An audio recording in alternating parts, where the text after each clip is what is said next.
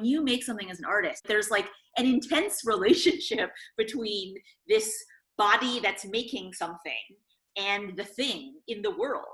To draw something, to paint something, to sculpt something, you always have to deal with shape. Even just to live in a body, you're dealing with shape. Shapes ranging from knots and folds and holes to slits and shadows. I'm Michelle Kuo, and I'm the Marlene Hess Curator of Painting and Sculpture at the Museum of Modern Art. And together with Jenny Harris, we helped the amazing artist Amy Sillman curate her Artist's Choice exhibition called The Shape of Shape. Whereas an art historical exhibition might say, we're going to focus on works from a very specific time and place, and that's the contours of what you show. An artist might say, gosh, I love this painting made by a Zimbabwean artist, but I also love this really bizarre drawing that Matisse made, and I am going to try and put them together. I remember like picking 100 works and saying to all the people I was working with, I want the works to be on a kind of bleachers, so that the works are like the figures, so that you, as the person who's looking, is being looked back at by a crowd.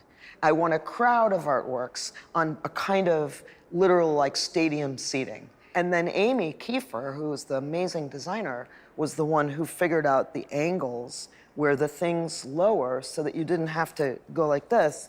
The lower things were at this angle, the things in the middle were at this angle, and the things at the top were at this angle. And that was genius, because then these works move from your feet, which is the most important part of your body, in my opinion, to up the wall, rather than sort of having ascended a lit and being sort of suspended there forever.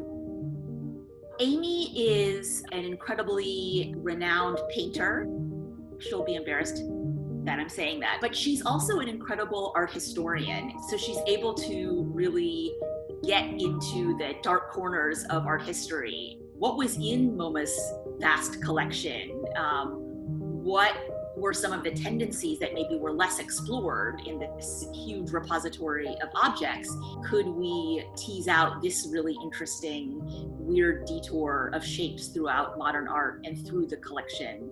It's about trying to get rid of certain received hierarchies that normally shape, no pun intended, art history.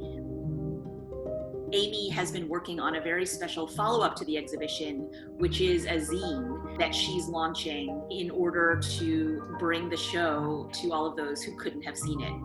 It's ironic because both the show and the zine are all about bodies and relationships and being together. It's also just a reminder of how special it was to be able to see that exhibition in the past few months live, because it might represent a way of looking that will take a very long time to get back.